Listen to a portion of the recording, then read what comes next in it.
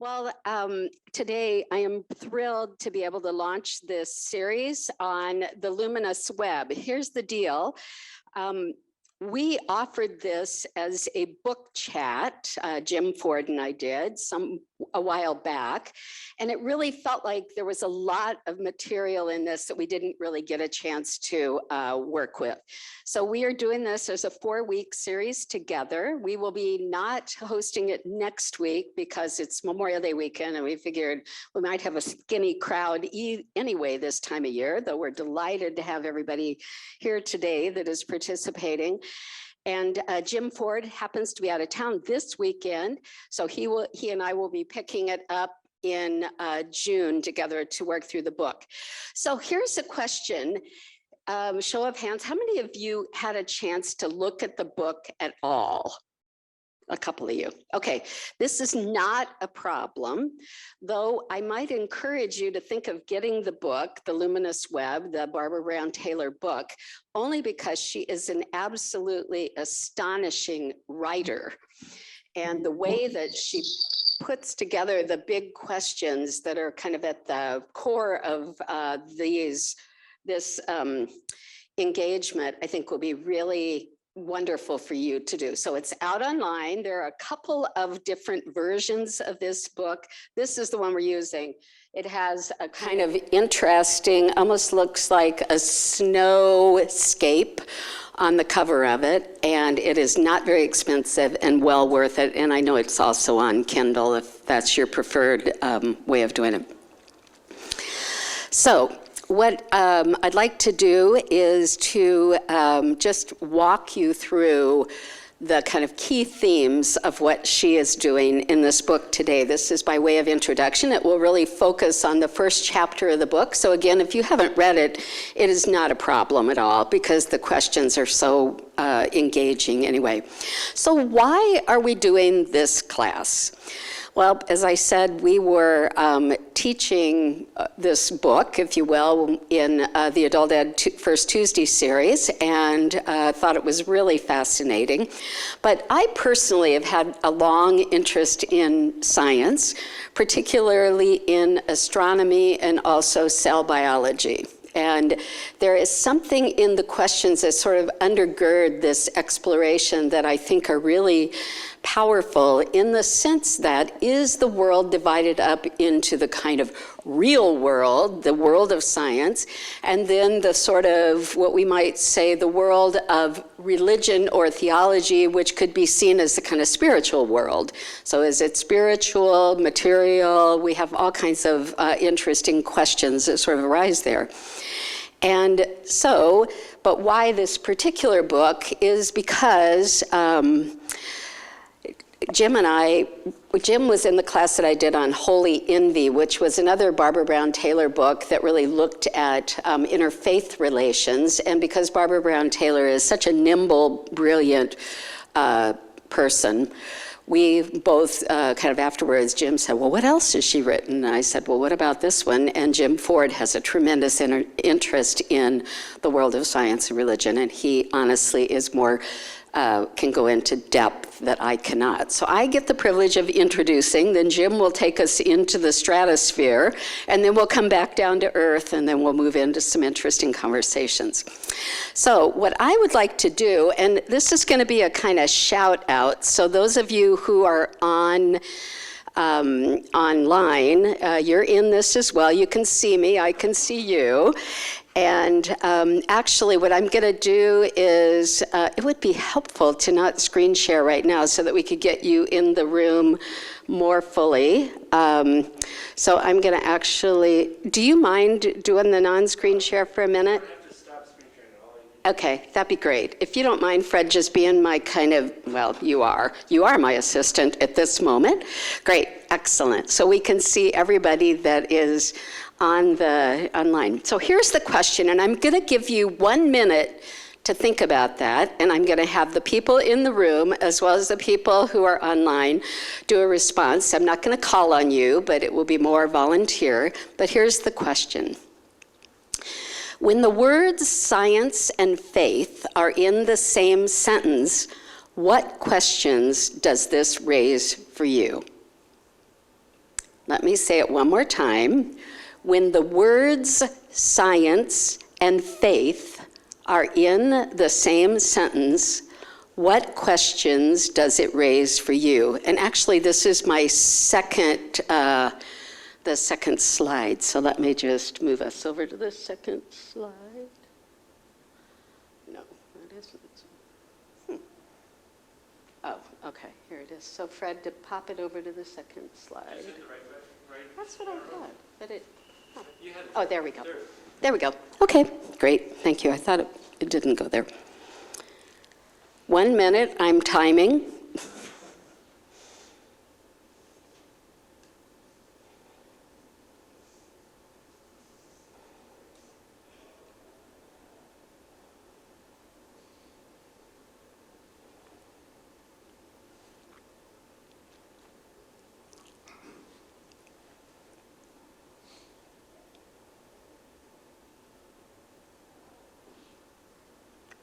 All right.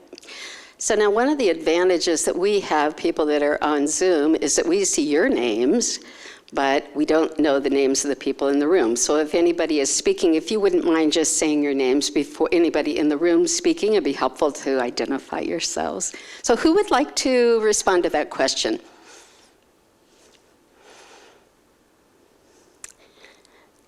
Brenda, do I see your hand up? Or no, that's your husband. Okay.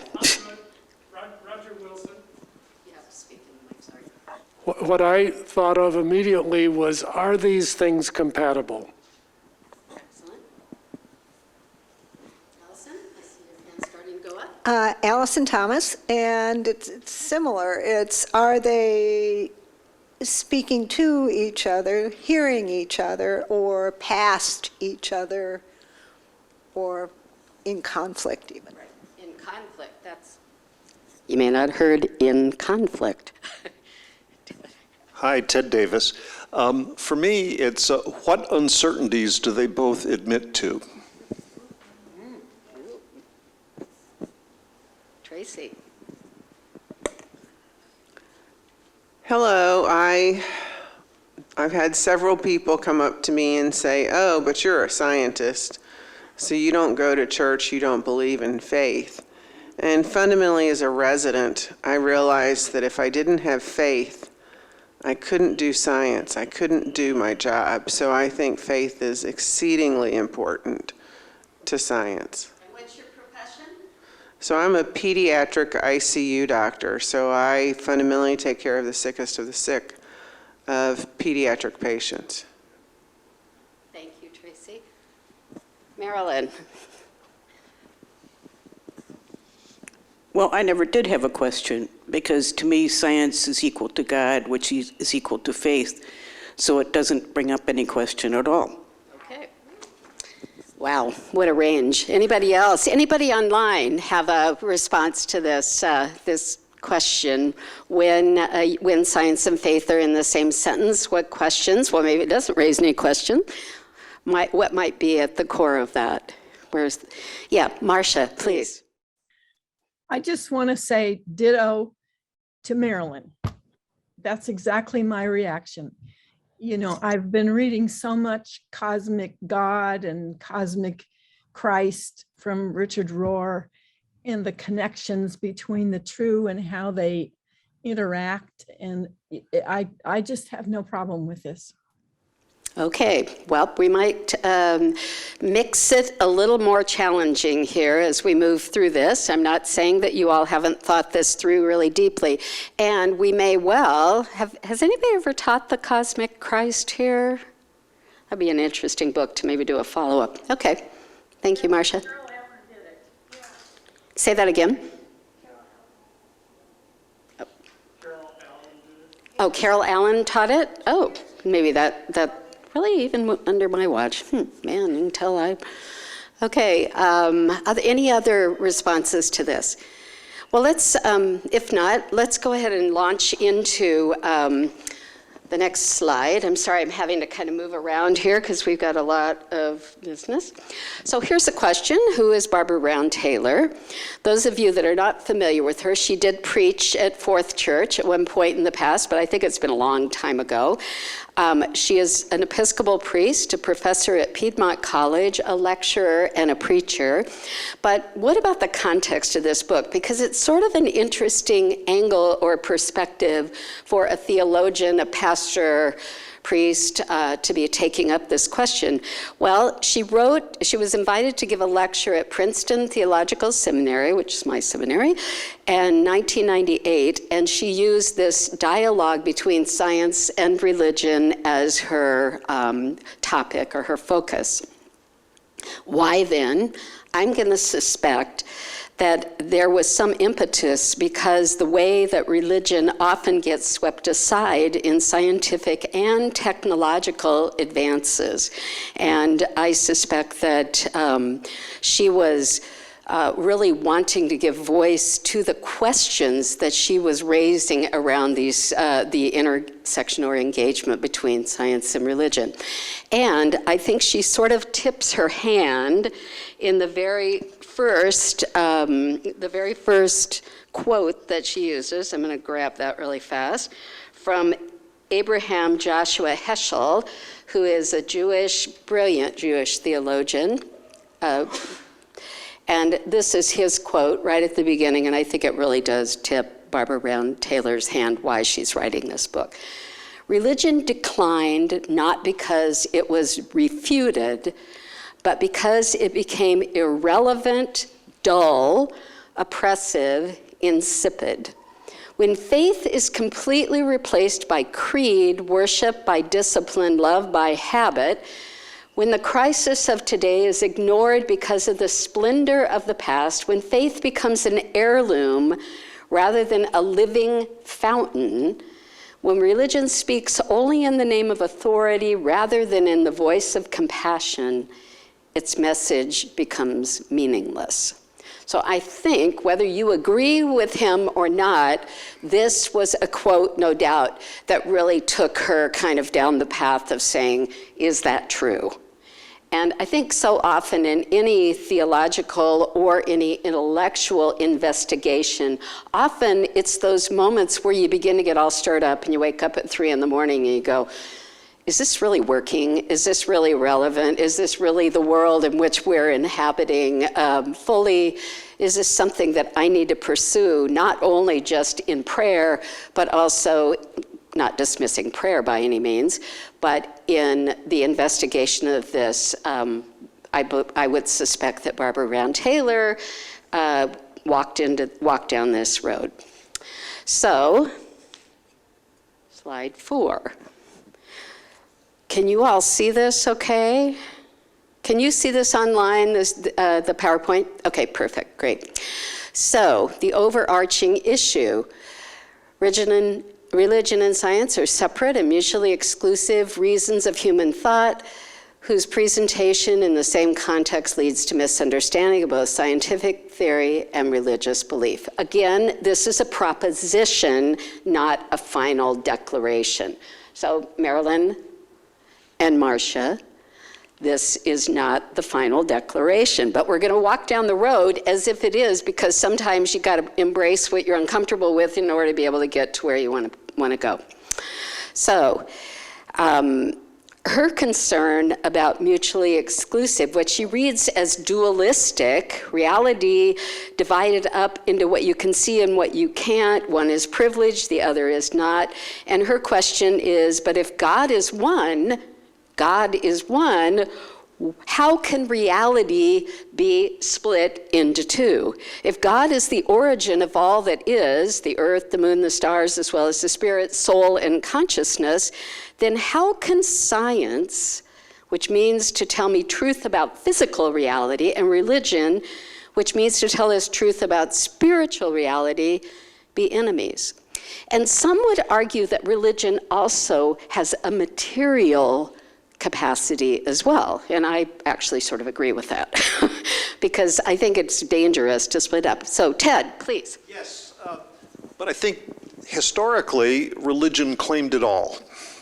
Up until the time of Copernicus and Galileo and the scientific revolution, religion wanted it all and has been kind of ceding elements to the scientific method. So I think that starting fresh is fine, but there is this sort of lingering history, and especially since the Bible is written the way it is, there's some folks that don't take it as poetry, et cetera. They take it as literal. So I think some of our history is what has created I'll say, to the extent there's a problem, some of it's in our history, not necessarily the Reformed tradition, but others. Funny you'd say that. You just led into absolutely the next slide, and also I want to give some background. So that is comes out of Barbara Brown Taylor. So you may look at these. You all in the room, if you want to look over at the screen, great, you can see kind of where we went. So this is sort of a quick, a lot of years evolution of exactly what Ted was talking about. And I'm sorry, I really don't want to miss any of you all if you have questions, so feel free to do a hand raise and I'll try to pull you in as well on the screen. So let's talk this through, and literally we are talking thousands of years here. So the Bible worldview is based on the physics of Aristotle and, how do we say it? Ptolemy, thank you. I didn't know if the P was silent. And this particular assumption is that the earth is round, but it sits at the center of the universe, and the center of that the earth is the center of God's attention as well. Okay? Then during the Dark Ages, the earth was hammered flat. So the planets were pushed around by angels, and questions finished about the world and whether it was round, whether it was flat, whether it was at the center. It just, science, according to Barbara Brown Taylor, but I think according to history is not just Barbara, her investigation, science went to sleep. So then, 1,000 years later, we can see in that third little chunk, science woke up 1,000 years later when there was a renaissance in Europe, and Nicholas Copernicus, who came from Poland to Italy and came back with new ideas based on reading the seasons and also his readings of the classics such as Aristotle, Euclid, and Archimedes. He is the man who changed our vision of the universe. Copernicus believed that the sun and not the earth belonged at the center of things, at least in terms of our own solar system, certainly not the larger things. He must have realized how radical his thought was because he delayed publication of his work until his death was imminent. Let's see, what are you working on these days that you're going to delay until your death is imminent?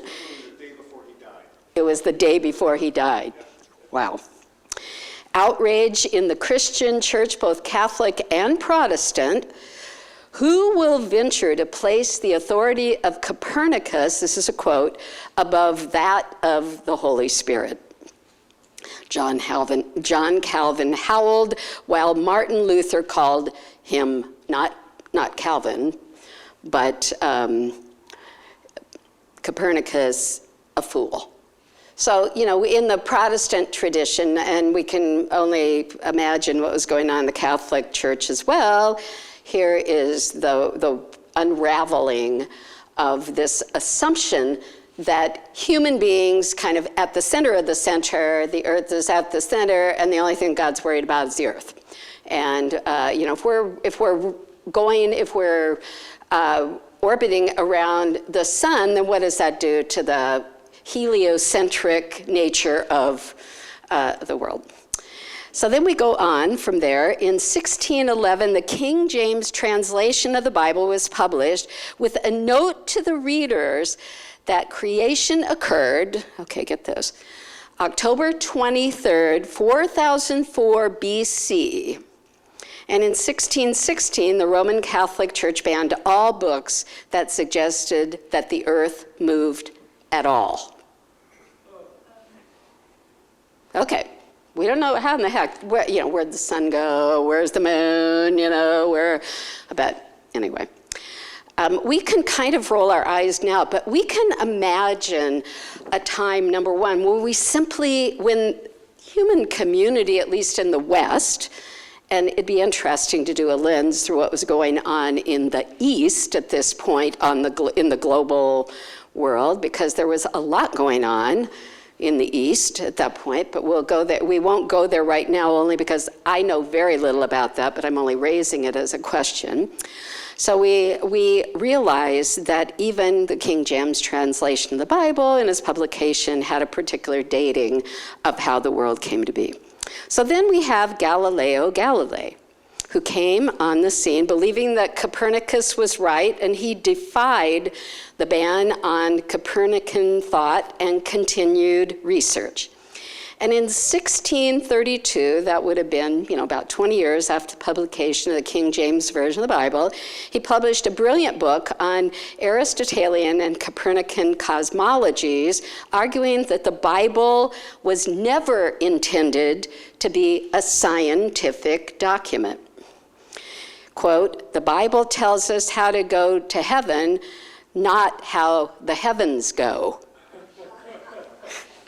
Did you all hear that? The Bible tells us how to go to heaven, but not how the heavens go.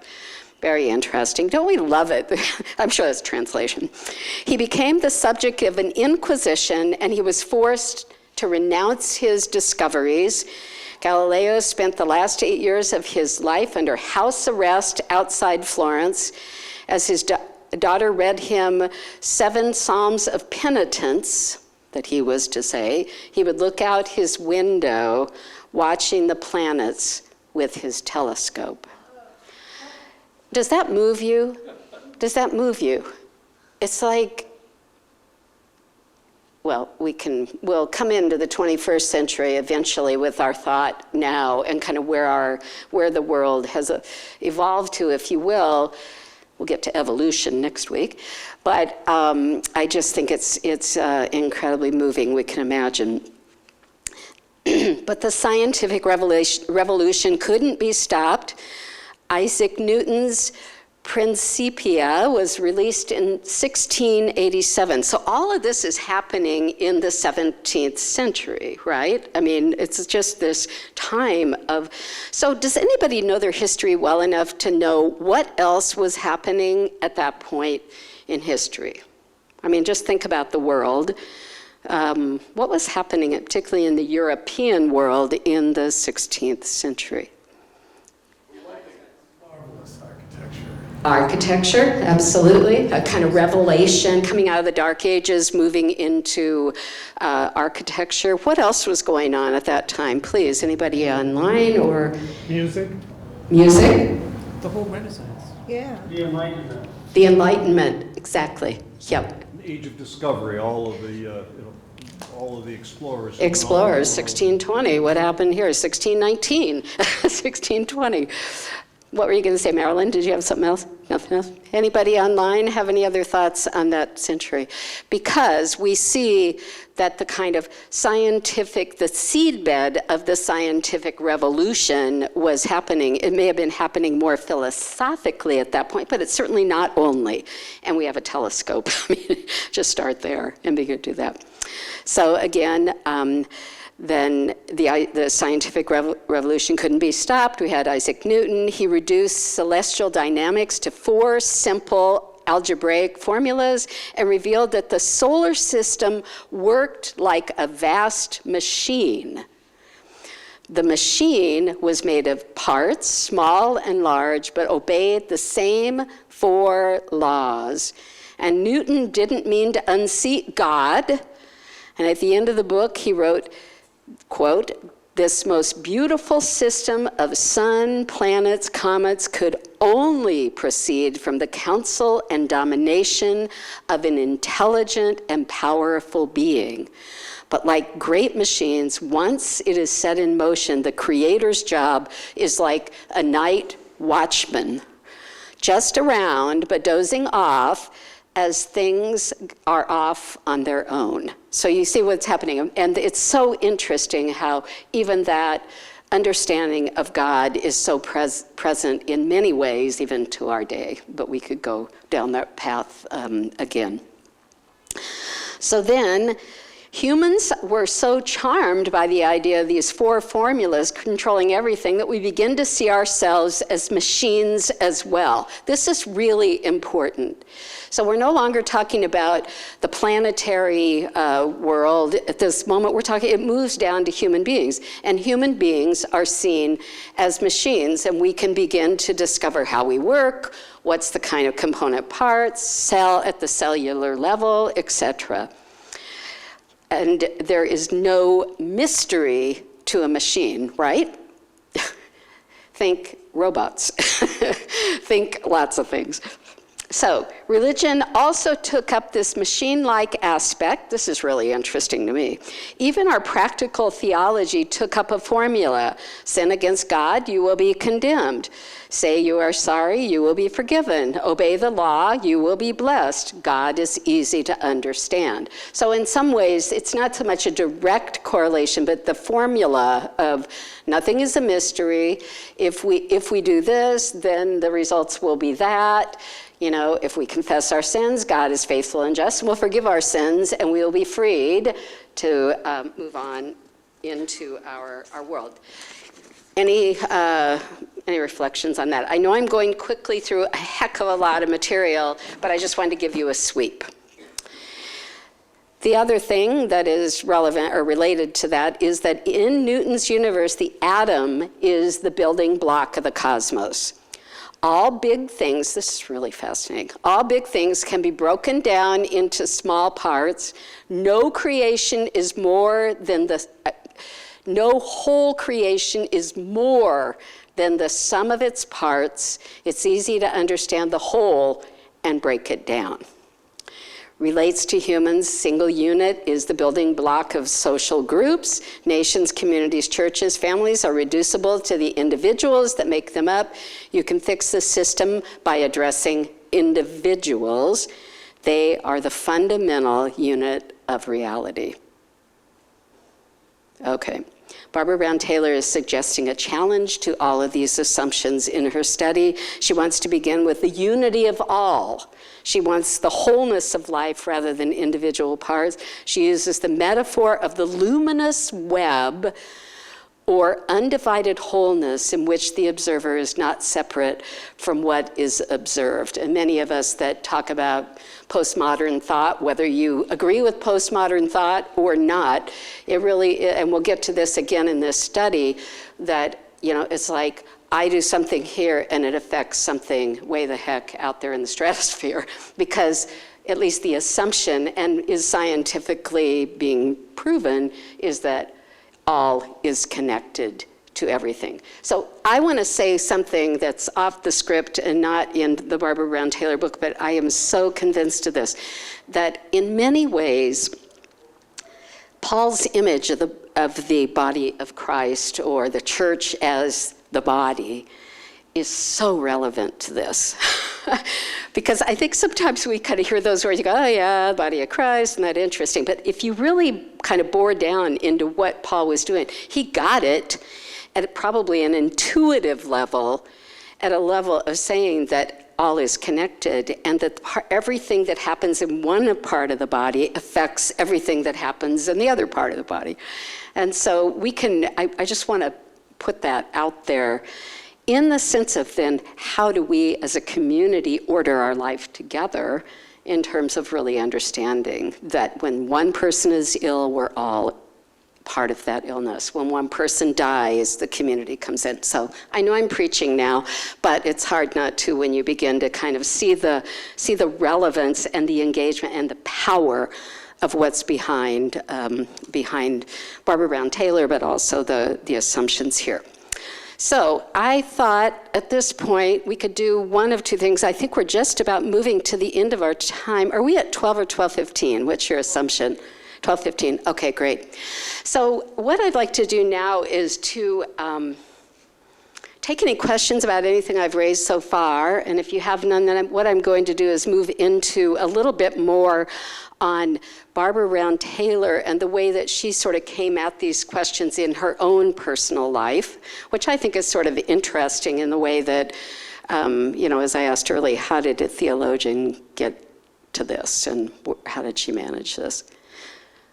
Any questions so far? Okay, we're going to have some questions at the end, so I'm going to definitely give you some time to pick this up. But let me move to my next little slide, Barbara Brown Taylor's perspectives, and again, I'm just going to walk this through really fast. So what I love about this book is that it is, in a way, her personal narrative is really infused through this book. And I suspect that many of us who are religious people probably would relate to what she's saying. So she begins with her personal experience of this in her childhood, a divide between herself and being good at literary things, and being told by fellow students that she should stay with that and not get into science. I know many of you in the room, particularly women in the room, are either scientifically trained, as in medicine or in other areas. I know even in the 60s, when I was in school in the early 70s, I was discouraged from going into science. I mean, I think I was good at it. Actually, I was much better. I got higher scores on the science part of the ACT than I did the literary part of it, or the language. I don't know what that's about. I think I'm a pretty good writer now, but it took a while.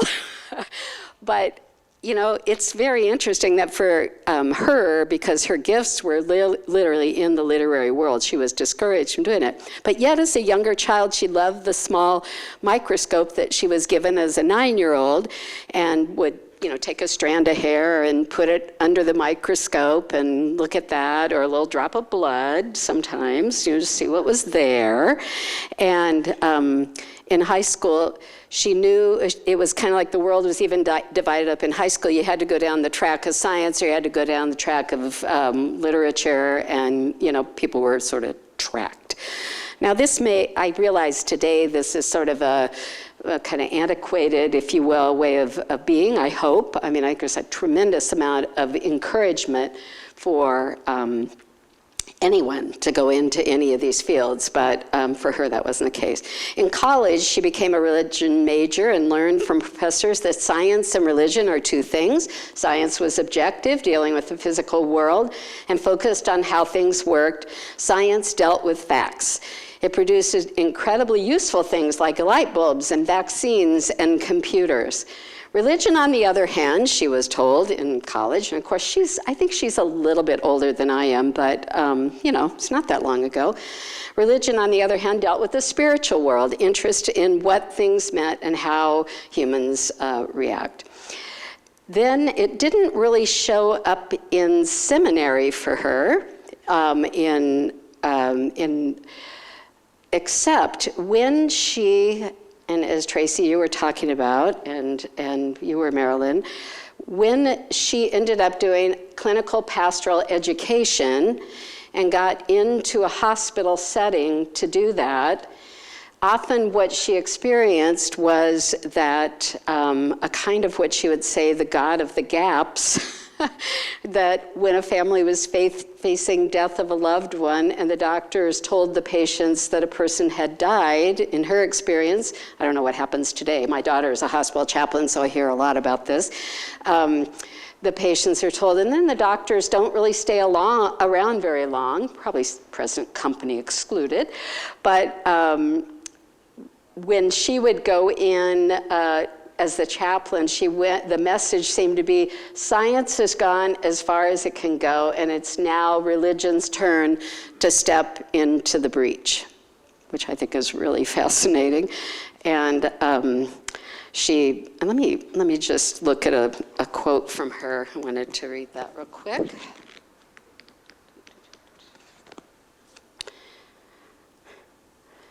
She says, it was religion's turn to step into the breach. Strangely or not, that is where I have felt most useful in my life, at the point where all the things that were supposed to work did not work anymore, and people are faced with the vast mystery of being. I have never felt compelled to solve most mysteries, which may be another reason why I'm not a scientist. I cannot prove most things that give me life.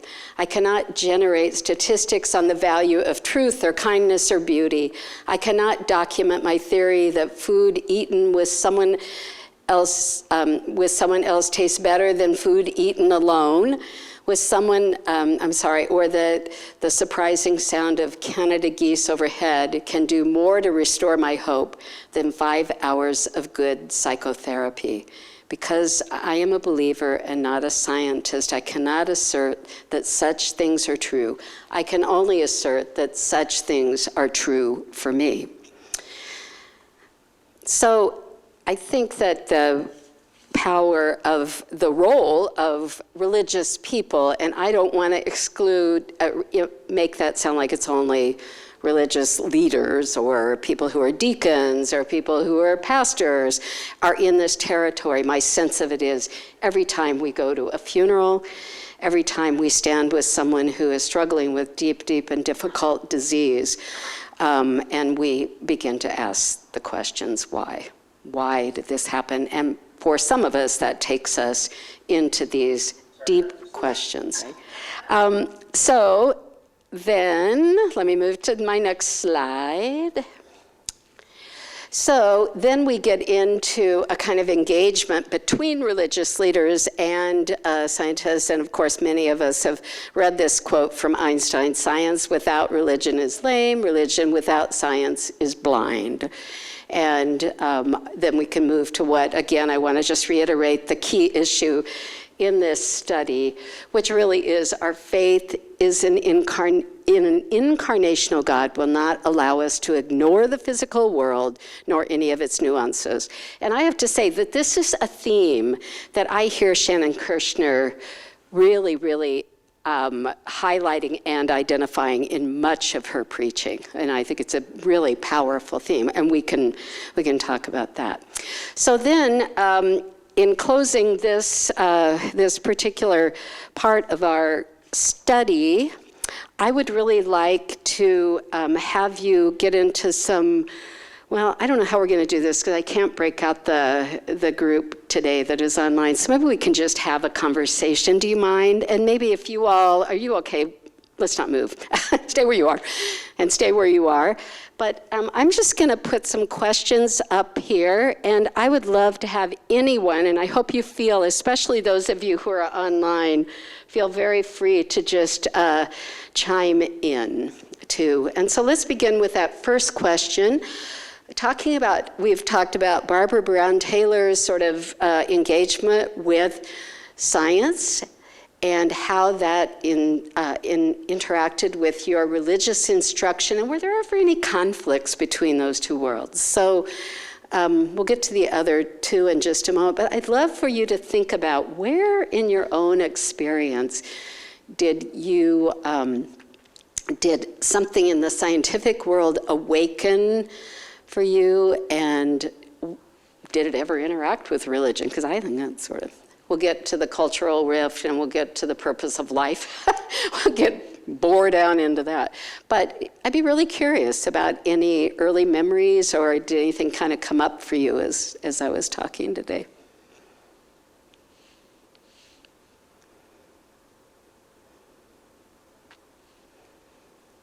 I'll give you a minute to think about that, because I realize I've given you a lot of material. And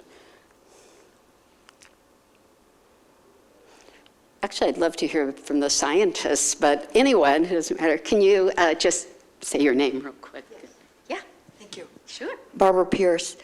I went to a Catholic girls' school, and we learned DNA and RNA, and our instructor had just she went to Berkeley that summer, and so the biology was very, very modern, contemporary. But she would always give us a sermon about our lives, so it was always there because of where we were learning. Wow, that's fabulous. Really interesting. Wow. Had you thought about that for a while? I'm just curious, does this come back to you as you were thinking thinking about this class and what we were talking about? Yes, I am very conscious of that there was always a sermon in the class, but, Got it. but that was part of it. Yeah, interesting, very interesting. Anybody else have any early memories or even more contemporary memories? I realize many of us are in our mid-world. Yeah, Marilyn, please. Well, I hadn't really thought about it until I was in pre-med and I was in a biochemistry class. And prior to that, we were learning the structure of DNA. And I remember looking at those slides and trying to copy all the biochemistry formulas and everything. And it just occurred to me, like, it was kind of like, wait a minute, this is unbelievably genius. I mean, who could have come up with this? I said, okay, God has given us the power to figure this all out, but whoa, I mean, can you think of anything more perfect than this molecule? It just was there. I mean, you can't deny it. And there's no human or anything that could have come up with this. Thank you, Marilyn. Others of you, early thoughts on this? If you're not careful, I might call on somebody. No, I won't do that. I won't do that, I promise.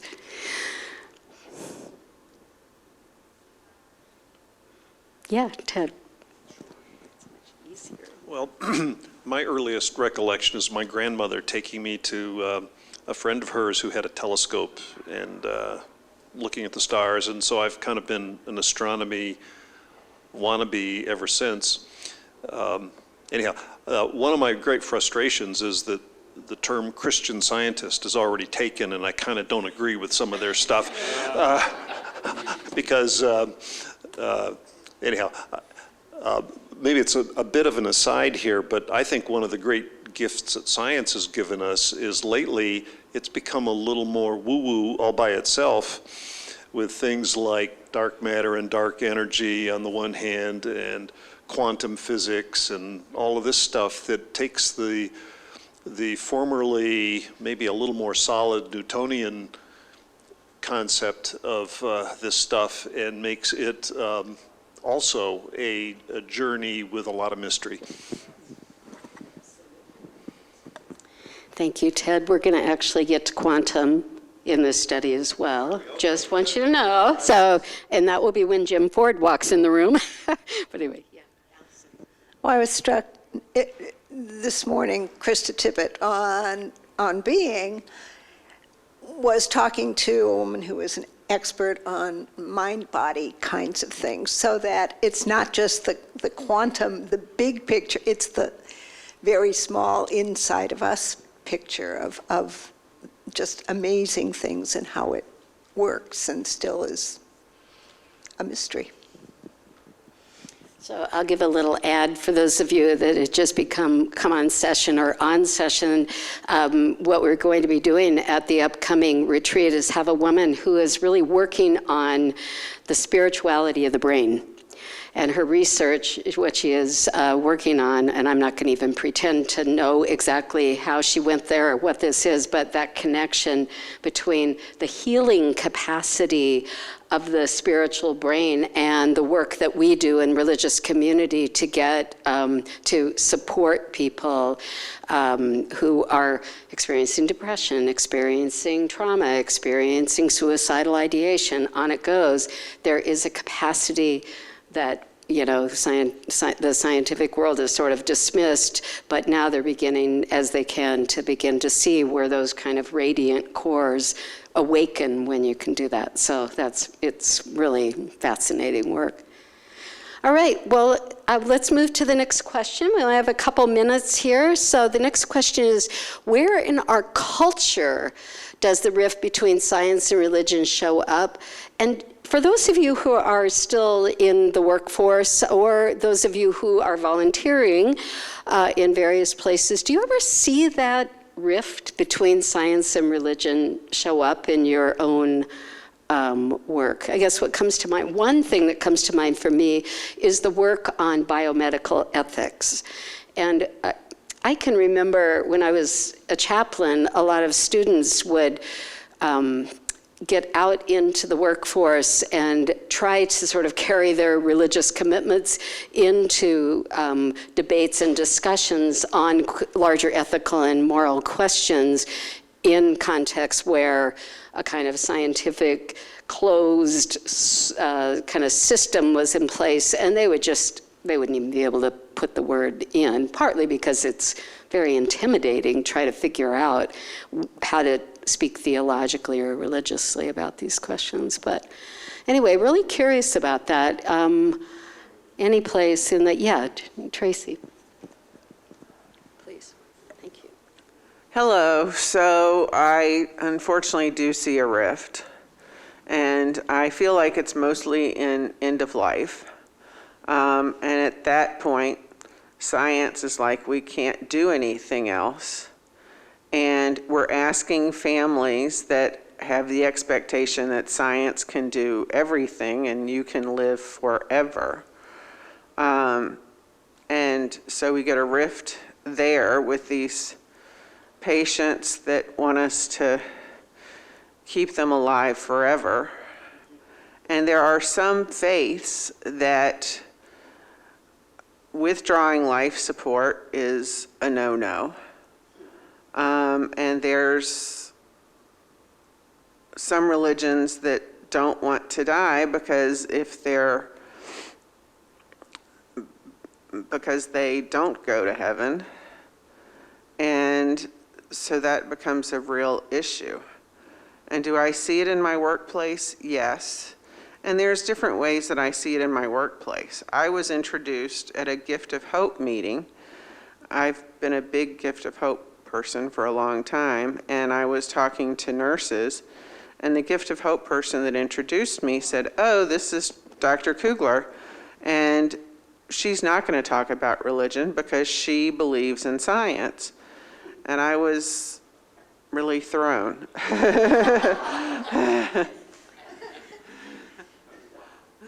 Yeah, wow.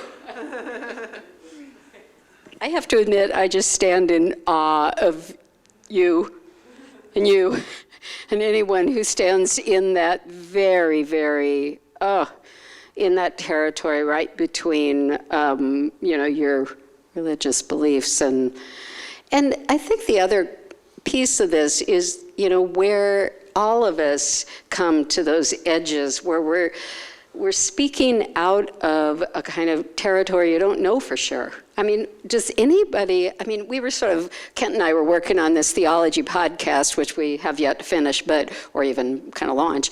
But one of the questions I had was, in the Apostles' Creed, we say, Jesus descended into hell and the third day rose again. And how do we know that?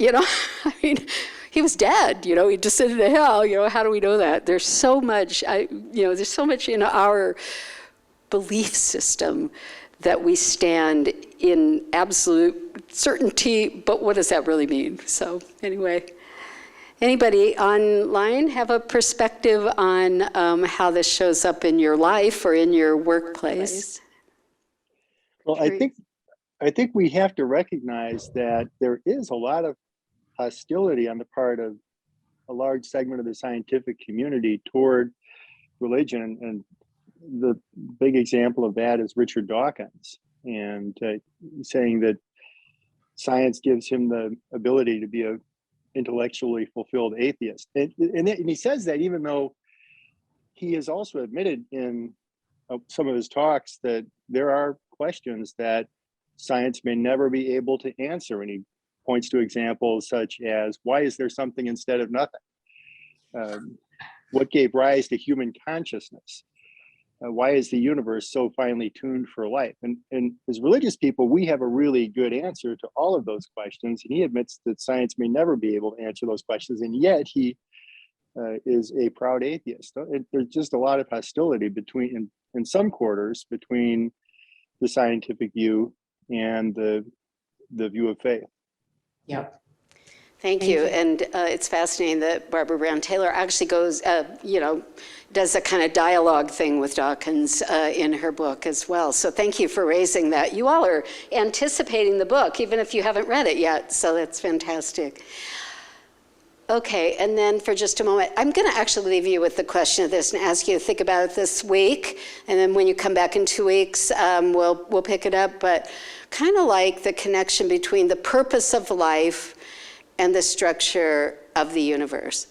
And Tom and I went out to dinner last night. We were sitting under a quote over at Doc B's. There was a quote up there by Mark Twain. If you ever go over there, you'll see it. It's on the wall. It's kind of in weird letters. But basically, Mark Twain, I'll just paraphrase, said something like, 2 great moments in your life are when you were born and when you discover your life's purpose, kind of the why of your life. Why are you here? I think is what he said.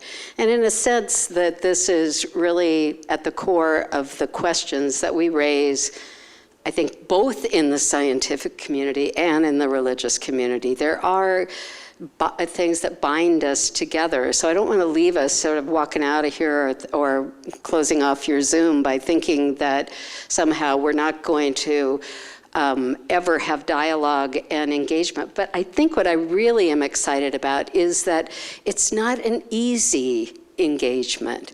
It's not just that we say, oh, well, they're kind of over there and we're over here and, we're never the twain shall meet, because already we're discovering where those kind of deep and pervasive questions are.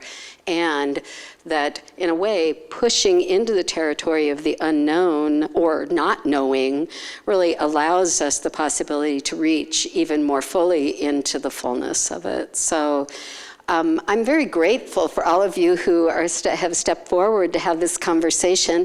And when Jim Ford gets here, he and I will do some dialoguing, because it's been fun to work with him even in preparing this class.